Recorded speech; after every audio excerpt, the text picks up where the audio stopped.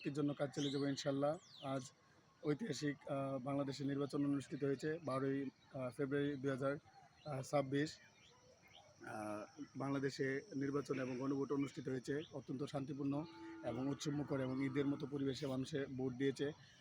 আমি America, Britain, Russia, Canada, ইউরোপের মতো বাংলাদেশে যাতে শান্তিপূর্ণ নির্বাচন হয় সেটি চেয়েছিলাম এবং আমাদের মধ্যে এই নির্বাচন অনুষ্ঠিত হয়েছে।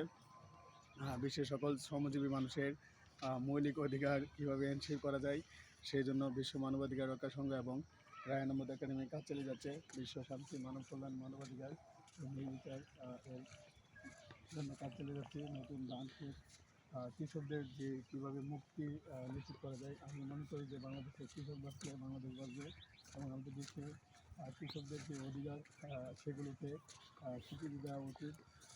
বিশ্বের সকল শ্রমজীবী মানুষরা যাতে কোনো মতেই তাদের অধিকার হতে বঞ্চিত না হয় সেই জন্য বিশ্ব মানবাধিকার একটা সংঘ এবং রায় আহমদ একাডেমি কাজ চালিয়ে যাবে।